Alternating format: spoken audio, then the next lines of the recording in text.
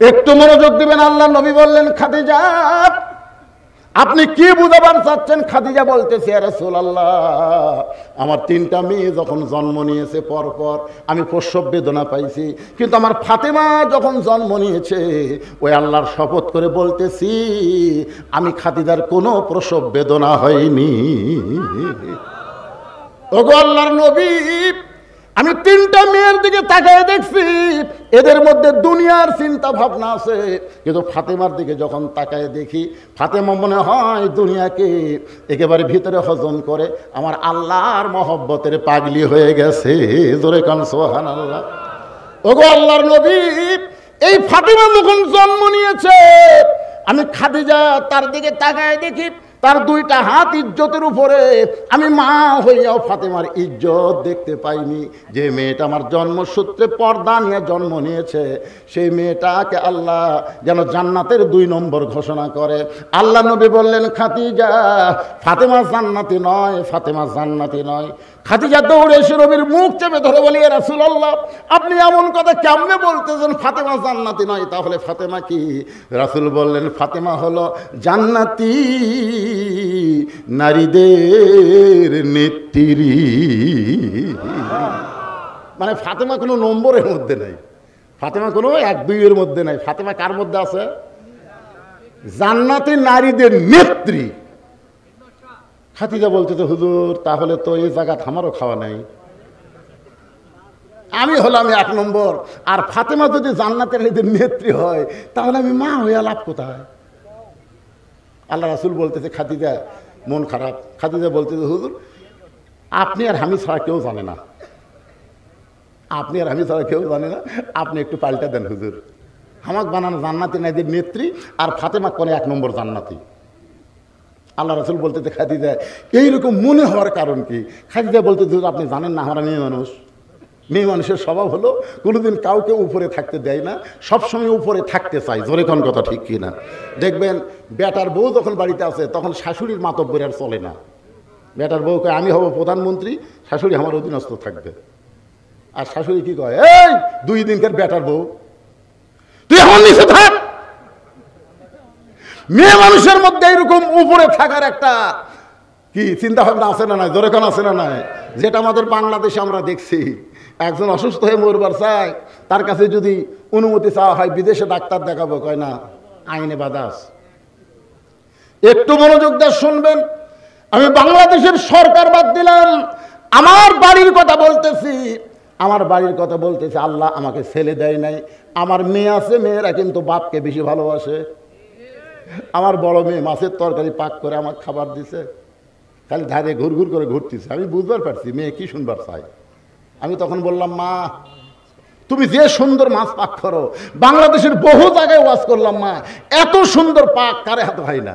মেয়ে তখন আর 1 টুকরা আমাকে দিছে, আব্বু আপনি খান আব্বু। আমি বুঝবার পারছি তারিফ করছি, দেখে আর 1 টুকরা দিছে। তাকে দেখে ওর মাও খালি গাল ফুলে বসে আছে।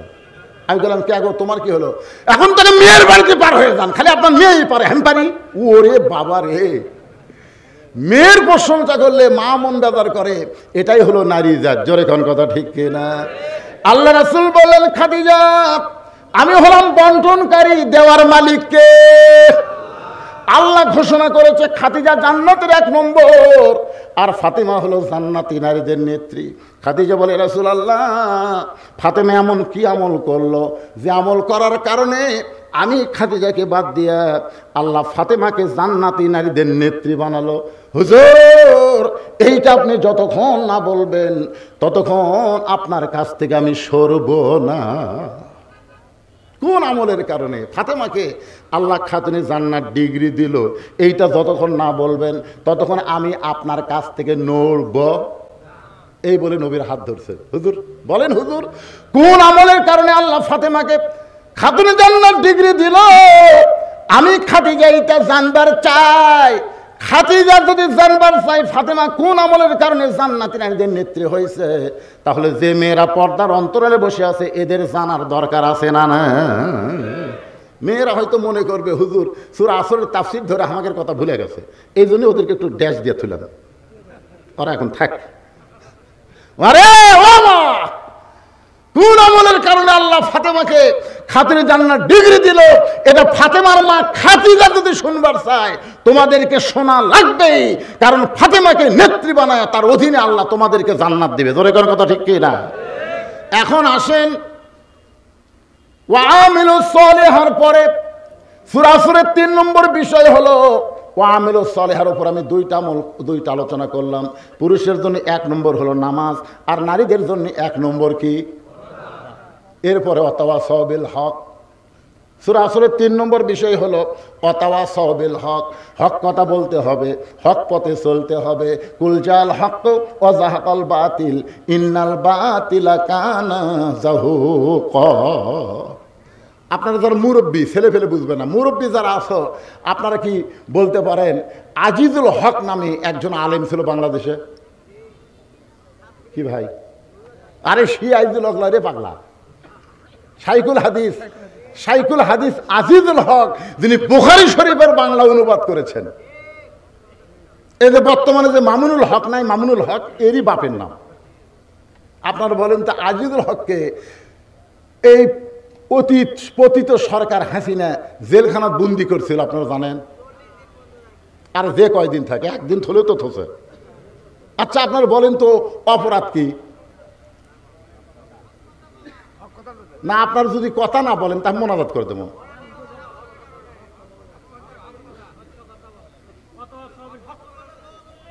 আমি কিন্তু ওয়াতাওয়াসাউ বিল হকের উপরই তাফসীর শুরু করছি ভাই। ফাটাফাটি ওয়াজ করা লাগবে, বুঝেন না কেন? হক হক, কে বেজার হলো, কে খুশি হলো এইটা দেখলে হবে না, কোরআনের হক কথা বলাই লাগবে। জোরে কোন ঠিক কিনা? বলতেই হবে। হ্যাঁ, খুব খেয়াল করবেন। আচ্ছা আপনারা বলতেছেন হক পথে থাকার কারণে অন্যায়ভাবে তাকে জেলখানায় বন্দি করছিল। মামুনুল হকের অপরাধ কি?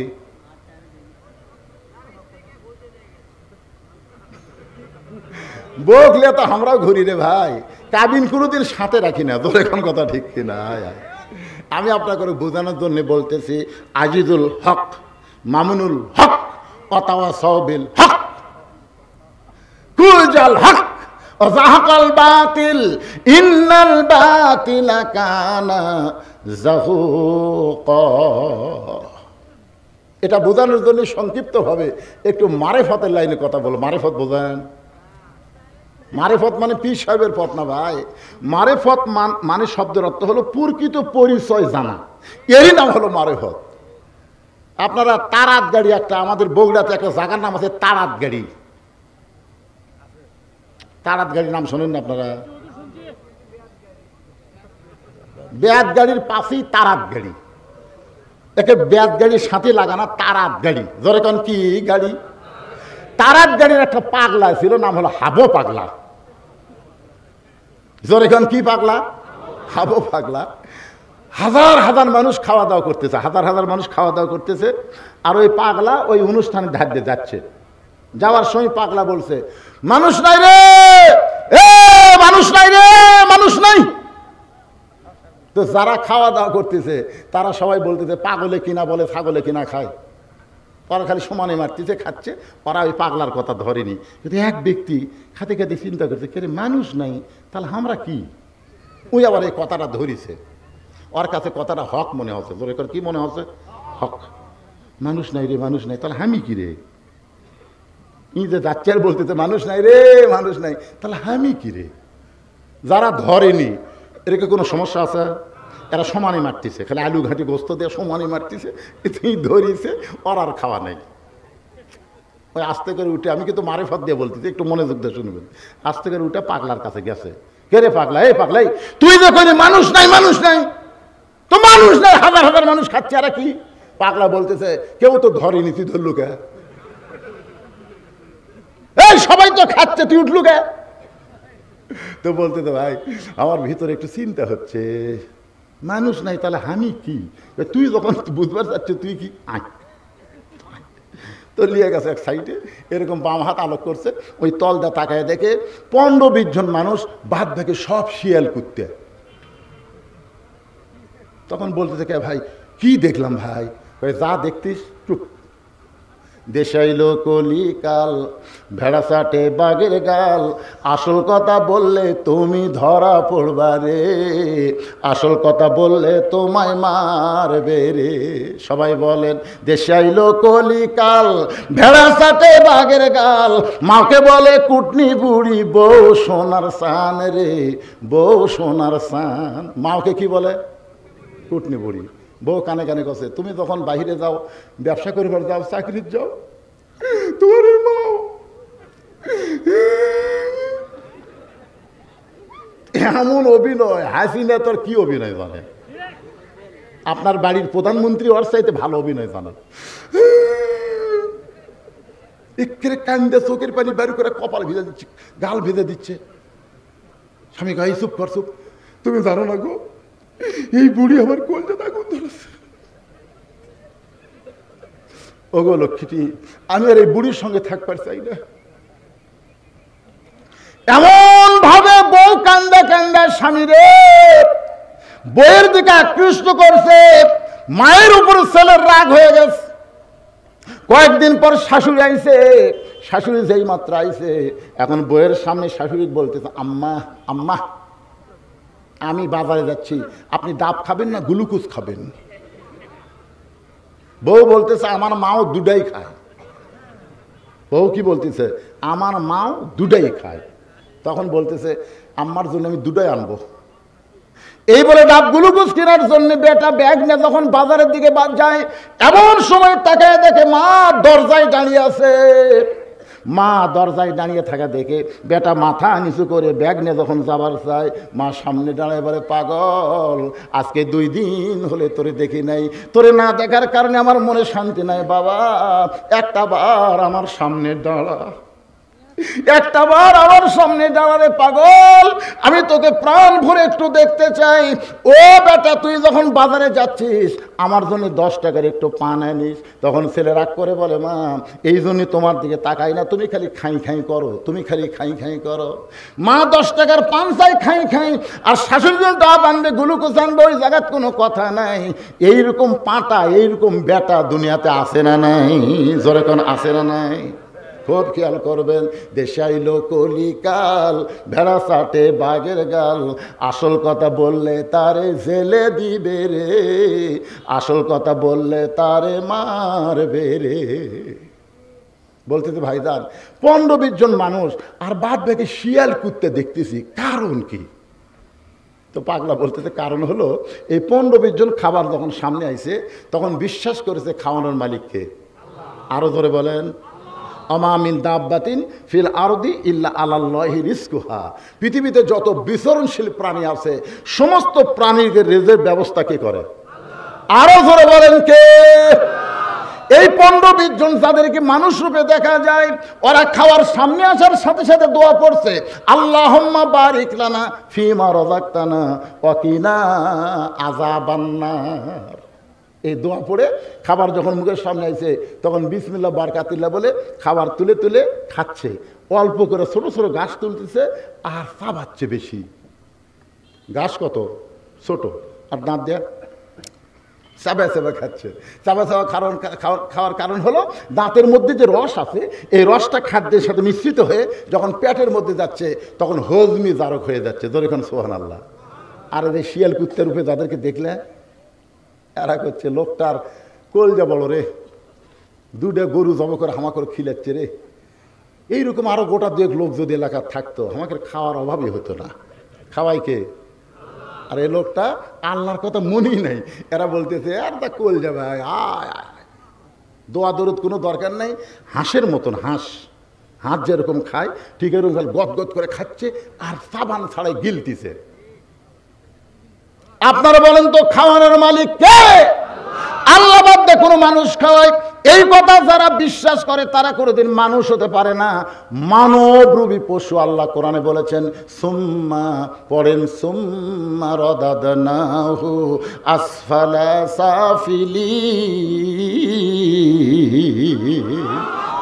এই আয়াতের অর্থ হলো এরা জন্তু জানোয়ারের চাইতেও নিকৃষ্ট, জন্তু জানোয়ারের চাইতেও নিকৃষ্ট। ওয়াতাওয়াসাউ বিল হক, আমি হক কথা বলতেছি ভাইজান। আজকে আমাদের বাংলাদেশে এই কোরআনের হক কথা, কোরআন অনুযায়ী চলার কথা যখন আমরা বলবার যাবো, তখন দেখবেন কিছু লোকের অন্তরে আঘাত লাগবে। জোরে কোন কথা ঠিক কি না? আপনি দুনিয়াতে কয়দিন থাকবেন?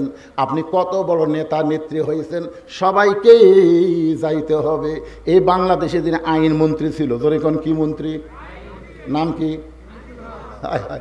আপনারা বলেন তো, আনিসুল হক কি কোট প্যান্ট পরে ধরা পড়ছে? কোট প্যান্ট,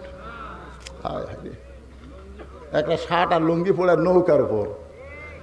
যখন আনিসুল হক ধরলো, পুলিশ বলতেছে চলেন যাই, তার আনিসুল হক খালি চোখ টেরা করে। মানে আর একটা আছে, চিনার কোনো উপায় নেই। ওই একটা সাদা দাড়ি কামিয়া, বুঝলেন, মাথার চুলত দিছে কলপ। ওই এমন একটা শার্ট লুঙ্গি পরে আছে, মনে হয় রংপুরের মফিজ। আনিসুল হক খালি চোখ মারে। পুলিশ কয় স্যার কি? ওটা কে? ওটা সালমান এফ রহমান। কি যাইয়া দেখে ভাই,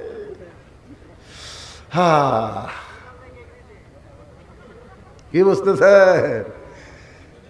অতাওয়াসাউ বিল হক, হক কথা বলতেছি। আল্লাহ কোরআনে বললেন, আর আইতাল্লাযী ইউকাযযিবু বিদ্দীন, এরাই হলো ধর্মের নামে মিথ্যাবাদী, যারা দাড়ি টুপি নিয়ে বাংলাদেশের সম্পত্তি ব্যাংক থেকে মাইরা বিদেশে পাচার করে। এরাই হলো ধর্মের নামে মিথ্যাবাদী। এরা নবীর সুন্নতের টুপি পরে না, এরা নবীর সুন্নতেও দাড়ি রাখে না। এরা ভ্যাস ধরা বাংলাদেশি সম্পদ মারবার চাই। ধরে কোন কথা ঠিক কি না? আতাওয়াসাউ বিল হক, হক কথা বলতে হবে, হক পথে চলা লাগবে। 4 নম্বর বিষয় হলো তাওয়াসাউ বিস সবর। এগুলো কি লিখতেছেন? ওয়াজ বন্ধ করার বুদ্ধি করতেছেন নাকি?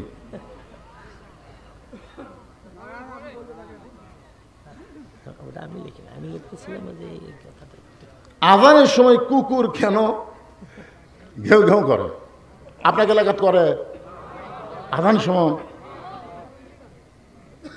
আমার মুয়াজ্জিন সাহেব একদিন আমাকে বলতে, হুজুর, এই যে আমি আজান দিবার যাই, এই কুত্তা খালি চারিদিকে দৌড়ে আসে, মনে লোকমা দিবার চাই। এখানে মসজিদের জানলার কাছে আমার কয়, হুজুর এইটা কুত্তার করার কারণ কি? আমি বললাম, ভাইজান আপনি সত্যি করে বলেন তো, আপনি যে আজান দিচ্ছেন, আপনার বেটার খবর কি? মুয়াজ্জিন বলতে, আমার 3 বেটা, একটাও শালা নামাজ পড়ে না, এই জন্য কুত্তা লোকমান দিছে। এই মুয়াজ্জিন, তুই তো মসজিদে এসে সালাত কারিমার নামকে আজান দিচ্ছ, তোর বেটারাই চেতন পায় না রে। সব মুয়াজ্জিনের আজানে কুত্তা ভোগে না। দেখবেন যেই মুয়াজ্জিনের বেটা বউ নামাজ পড়ে না, এই শালার আজানে কুত্তা ভোগে। জোরে করে আপনি খেয়াল করে দেখবেন। এটাও হক কথা, এটাও হক কথা।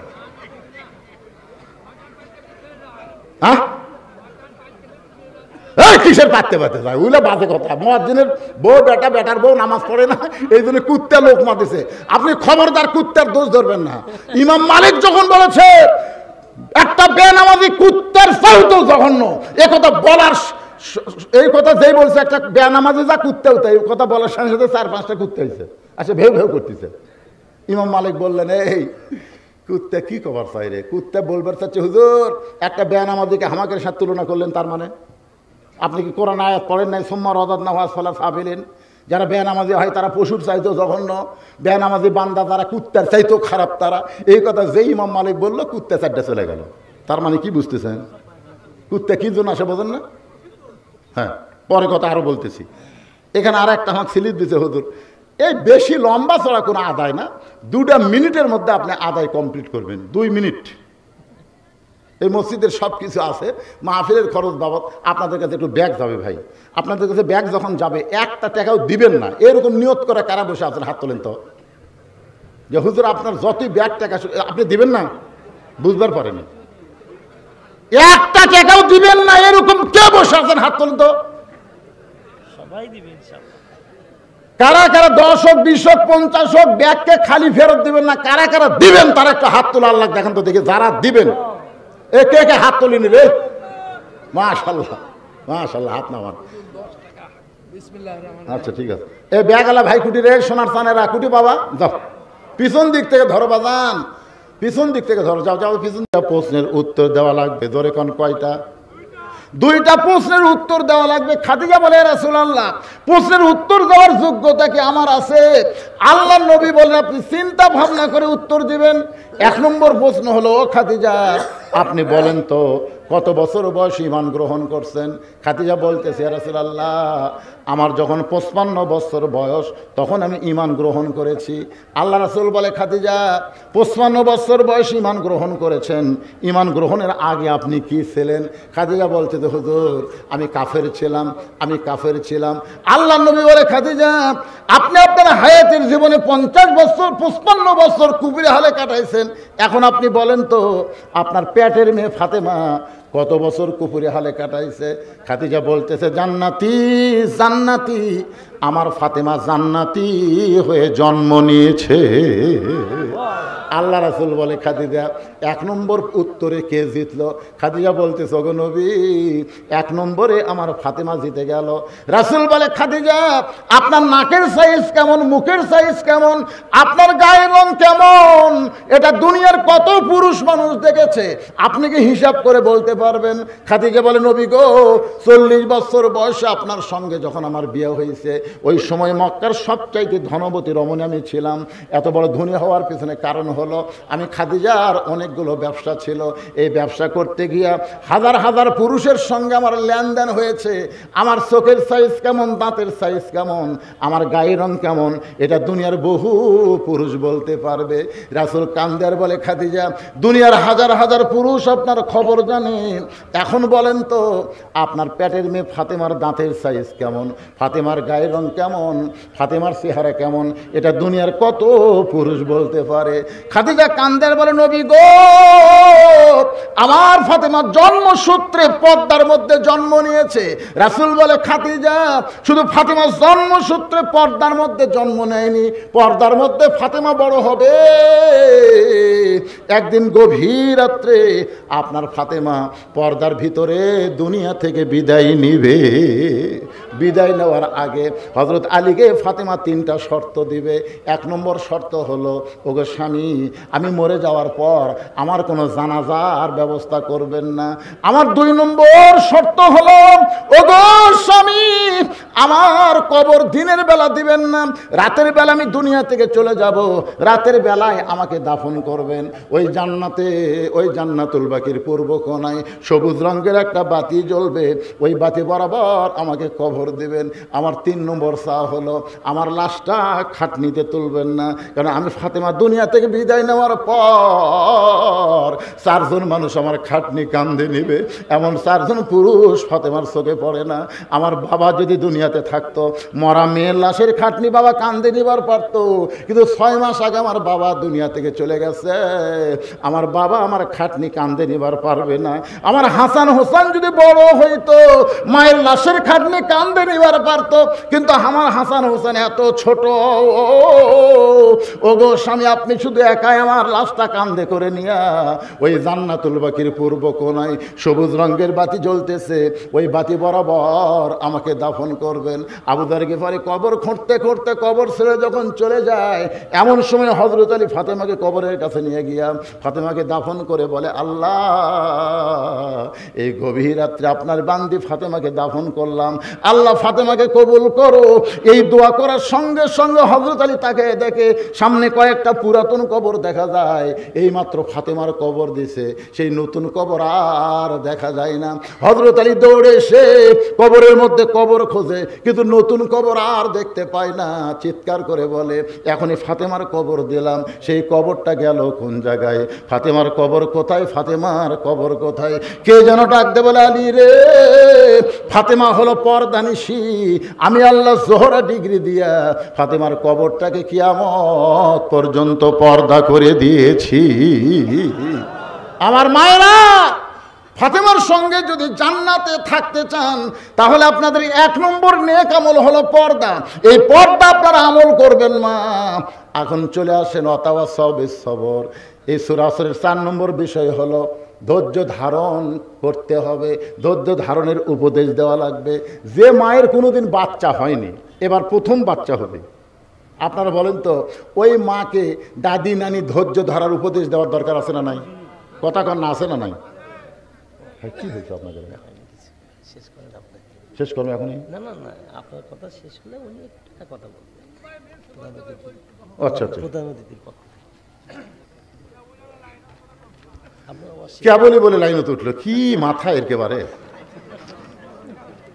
রাত 12টা বাজতেছে, কেবলই বলে লাইনত উঠলো।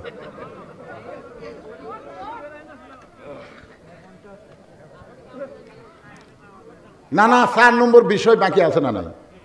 হ্যাঁ, 1 নম্বর কি? ঈমান। যেরকম 1 নম্বর কি?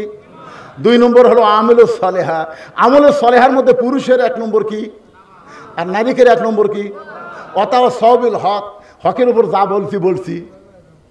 এখন সবরের উপর কথা চলতেছে। তো এখন মেয়েটার প্রথম বাচ্চা হবে, বিয়ে হওয়ার পরে প্রথম বাচ্চা হবে, সেই মেয়েটাকে ধৈর্য ধারণের উপদেশ দেওয়ার দরকার আছে না নাই? দাদি নানি বলতেছে, তুই তো বাচ্চা ফেরত নিলি রে, এই বাচ্চা হওয়ার সময় যা হবি ভাই। নাতি দাদি কি হবে? এই যাই হোক, যা হয় হোক, ধৈর্য ধারণ কর, কারণ বাপের পায়ের তলে জান্নাত না, মায়ের পায়ের তলে জান্নাত। জোরে খান কথা ঠিক কিনা? তোর পায়ের তলে সন্তানের জান্নাত রে পাগলি। বাপের তো কোনো কষ্ট নাই, কষ্ট হলো মায়ের, আর মায়ের পায়ের তলে সন্তানের জান্নাত। তাই ঠিকই তো তাই।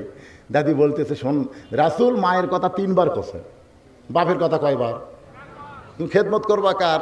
মায়ের। খেদমত করবো কার? মায়ের। খেদমত করবো কার? মায়ের। এরপরে বলি ইয়া রাসূলুল্লাহ, এরপরে খেদমত। আল্লাহ রাসূল বলেন, তোমার বাবার এজলেস বসো। 3 বার মায়ের কথা কইছে, রাসূল বসতে বলে নাই। আর বাবার কথা একবার বলি, রাসূল কি করলেন? বসো। একটু ধৈর্য ধর, একটু ধৈর্য ধর। প্রসব বেদনা যেদিন শুরু হয়েছে, সঙ্গে সঙ্গে মেয়েটা চিল্লায় বলতেছে, বিষ খাবো, গলার দড়ি দিব, মরে যাবো, এই জীবন আর আমি রাখবো না, এত কষ্ট আমার সহ্য করা যায় না। তখন দাদি নানি দৌড়ে এসে ধাক্কায় ঘরের মধ্যে তুলে বলতেছে, কিসের বিষ খাওয়া, কিসের গলার দড়ি দেওয়া, সব। এত সুন্দর করে তোর ধৈর্য ধারণের ওয়াজ করলাম, তোর ভালো লাগে না, সব। ঠান্ডা পানির মধ্যে নরম কাপড় চুবড়াইয়া নাতির কপালের উপরে দিয়া দাদি নানি সুমা খায় বলে, ধৈর্য ধর, ধৈর্য ধর, ধৈর্য ধর, তুই মা হবি, তোর পায়ের তলে সন্তানের জান্নাত হবে। মা যদি কষ্ট স্বীকার না করিস রে, তাহলে দুনিয়াতে সন্তান কেমনে আসবে? এমন ধৈর্যের কথা বলতে বলতে নাতির কপালে চুমা খায় আর বলে, ধৈর্য ধর, একটু কষ্ট হবে, একটু কষ্ট হবে।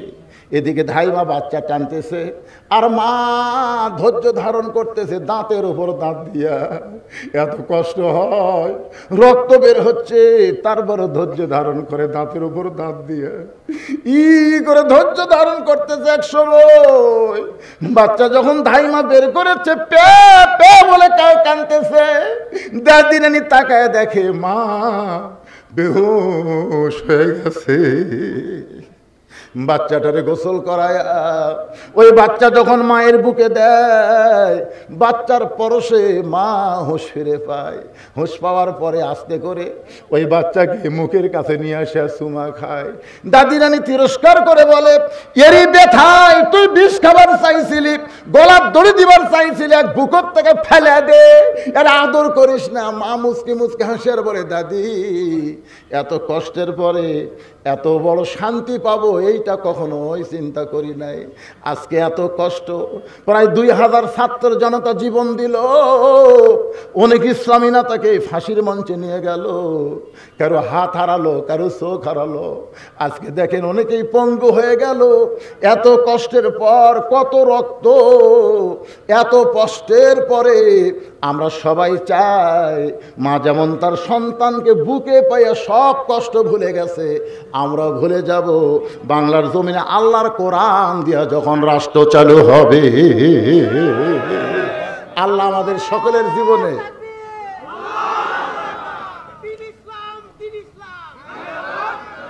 লিল্লাহু তাকবীর, আল্লাহ আমাদের সবাইকে এই দৃশ্য দেখার তৌফিক দান করুক। সকলে বলে আল্লাহুম্মা আমিন। জি, দিলওয়ার ভাই তার মায়ের জন্য 500 টাকা দান, দিলওয়ার ভাই তার মায়ের জন্য 500 টাকা দান করছে। আল্লাহ কবুল। মুরব্বী কি বলবে দেন? আলহামদুলিল্লাহ এতক্ষণ আপনারা অত্যন্ত প্রাঞ্জল ভাষায় কোরআন এবং হাদিসের কথা শুনছিলেন।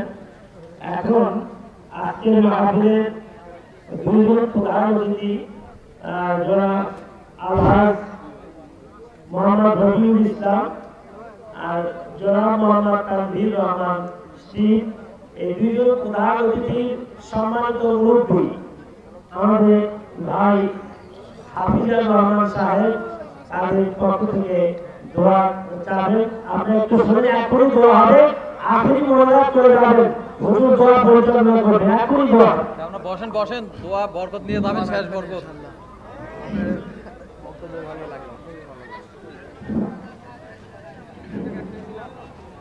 সম্মানিত বর্তমান ধর্মসভা সভাপতি, সম্মানিত বর্তমান সভা প্রধান বক্তা, প্রধান অতিথি, শ্রোতাবৃন্দ, আসসালামু আলাইকুম। আপনারা ধর্মের আলোকে সবকিছু শুনলেন, বুঝলেন এবং জানলেন। বলার কিছু নাই, এই ধর্মসভার মধ্যে প্রধান অতিথি হাসির কথা বলছে, কান্নার কথা বলছে, আনন্দের কথা বলছে। হ্যাঁ, আপনারা সবাই মনোযোগ করে শুনুন। যাই হোক, আমাদের বেশি আলোচনার কথা বলার দরকার নাই। প্রধান অতিথি, প্রধান বক্তার কথা মোতাবেক আপনারা শুনছেন, আপনারা উপস্থিত হচ্ছেন। বর্তমানে প্রধান অতিথির পক্ষ থেকে এই মসজিদের উন্নয়ন করবে। আপনারা প্রত্যেকের কাছে ব্যাংক গেছে, আপনারা টাকা দিচ্ছেন, আমরা শুকরিয়া আদায় করি। হ্যাঁ, তারপরেও কথা হচ্ছে বর্তমান মসজিদের যে সমস্যার সমাধান, মসজিদের নামাজের জন্য গরমের দিনে খুব অসুবিধা হয়, তার জন্য এই প্রধান অতিথি এবং বিশেষ নাকি দুইজনের প্রধান অতিথি দুইজন অতিথি মিলে এই মসজিদের জন্য দুইজনে একজনে দুটো করে এসি, মানে দুইজনে 4টে এসি দিবে। ফেব্রুয়ারি মাসের শেষে যখন বর্তমানে গরম আসবে তখনই দুইজনে দুটো করে এসি দেবে এই মসজিদে। ইনশাআল্লাহ আপনারা সবাই দোয়া করবেন এবং মুনাজাত করবেন। বিশেষ আর কি আমি দোয়া করব প্রধান বক্তার বক্তৃতা শুনে আমার এই ওয়াজ মহফিলে যদি 10টা লোক 5 ওয়াক্ত নামাজি হয়, সেটা আমাদের পক্ষে সাফল্য অর্জন করবে ইনশাআল্লাহ। এই বলে আমি শেষ করছি। আসসালামু আলাইকুম। শুধু নামাজ না, আমাদের মা বোনরা যেন একটু পর্দা নিশে হয়, যেরকম ঠিক কিনা। কারণ পুরুষের 1 নম্বর কি, কথা কয় না, আর মেয়েদের 1 নম্বর কি, এই দুটাই কিন্তু আলোচনা হয়েছে। তা আপনারা ইনশাল্লাহ 5 ওয়াক্ত নামাজ পড়বেন। আর মা বোনদের জন্য বলি, মা আপনারা একটু পর্দার ভিতরে থাকবেন। কয় দিনের দুনিয়া, বুড়ি হলে তো বোরকা পরবেনি, কিন্তু বুড়ি হয়ে বোরকা পরা লাভ হবে না, যুবতী অবস্থায় বোরকা পরা লাগবে, যেরকম ঠিক কি না। হ্যাঁ, এই জন্যে আপনারা চলে গেলেন, মনটা খুব খারাপ লাগলো, খুবই খারাপ লাগলো, আপনারা চলে গেলেন। মোনাজাত করা বাদ দিয়ে চলে গেলেন। আর দোয়া মুখল ইবাদ, দোয়া হচ্ছে ইবাদতের মাথা। আমাদের বাপ মা আত্মীয় স্বজন কবরে যায়নি, কি কোন কবরে যায় নাই, দাদা দাদি কবরে যায় নাই। আজকে দুইজন প্রধান অতিথি দুইটা করে 4টা এসি দিল। আমি বলবো মসজিদের মধ্যে আমি এশার নামাজ আদায় করছি, এখানে দুইটা করে 4টা এসি দিলে কমপক্ষে 2 টন করে এসি হওয়া লাগবে। কমপক্ষে 2 টন করে এসি হলে 8 টন হবে, আর 8 টন দিয়ে গোটা মসজিদ ঠান্ডা হবে। 1 টন করে দিয়ে কিন্তু কাম হবে না। মসজিদ কমিটিকে আমি বলবো 2 টন করে, কমপক্ষে 2 টন করে এসি লাগবে। কারণ আমার মাদ্রাসা মসজিদে এসি আছে তো আমি জানি, 2.5 টন করে লাগাচ্ছে, যে 2 টন, মাশাআল্লাহ 2 টন করে। ঠিক আছে, আমি এটা শুধু বললাম যে নতুন এসি আসতেছে, মুসল্লি এমনি বাড়বে ইনশাল্লাহ। আর রোজার মাস সবাই বুঝতেছেন না, ফেব্রুয়ারির শেষে রোজা শুরু। ও বাবা, এইবারে যা কাম লাগবে আলহামদুলিল্লাহ। তারাবি নামাজ পড়ে সেই মজা হবে। আল্লাহ, যারা দুইটা করে এসি দিবার চাইলে আজকে তারা উপস্থিত নাই, আমরা প্রাণ ভরে তাদের জন্য দোয়া করব। আল্লাহ এই মসজিদকে সংস্কার করার আগেও তারা প্রচুর টাকা দিয়েছে, আবার আজকেও তারা এসি দিবার চাইছে। তাদের এই দানকে অব্যাহত রাখার কারণে আল্লাহ তাদেরকে জান্নাতি কবুল করুক, সকলে বলে আমিন।